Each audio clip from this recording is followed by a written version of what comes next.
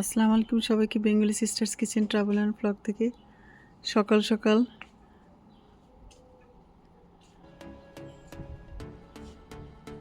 আমি চলে আসলাম গার্ডেনে দেখতে।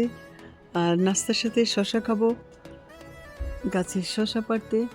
দেখতেই পাচ্ছেন আলহামদুলিল্লাহ, মাশাল্লাহ মাশাল্লাহ, আমার শশা ধরেছে। এখনও ছোট ছোট সব, একটা একটু বড় হয়েছে, এটা উঠিয়ে দিই। এটা এখন আমরা নাস্তার সাথে খাবো। চলে আসলাম, ফ্রেশ ব্রেড নিব।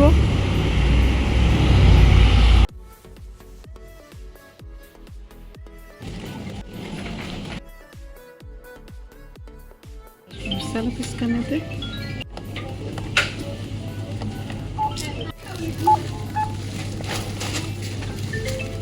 বের হয়ে গেল আমার টিকিট, আমি জানিয়েছি।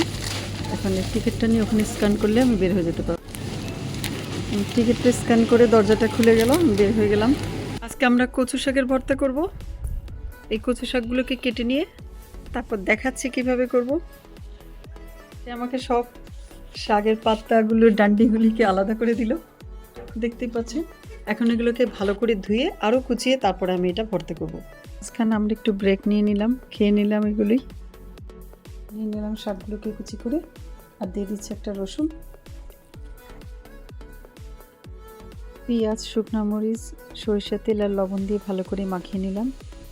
এর সাথে দিয়ে দিলাম লেবুর রস, দিয়ে দিলাম কচু শাকটাকে ব্লেন্ড করে। হয়ে গেল আমার কচু শাকের ভর্তা।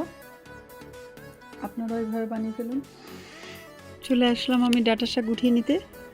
আমি ডাল দিয়ে রান্না করব। আল্লাহ, অনেকগুলি শাক হয়েছে, আমি উঠিয়ে নিলাম। আমি নিয়ে নিলাম 2 মুঠ পরিমাণ মুসুরির ডাল, আর সাথে দিয়ে দিলাম হলুদ, মরিচের গুঁড়ো, ধনে গুঁড়ো, জিরে গুঁড়ো, কাঁচামরিচ আর পেঁয়াজ কুচি, সামান্য একটু তেল।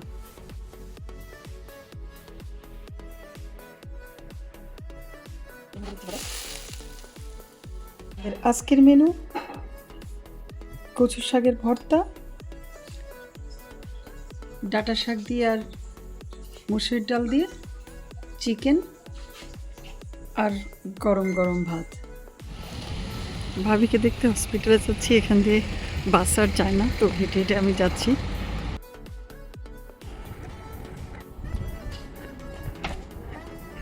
ভাবিকে দেখে হসপিটাল থেকে বের হয়ে গেলাম, চলে যাচ্ছি বাসা থেকে। ভালো থাকবেন সবাই।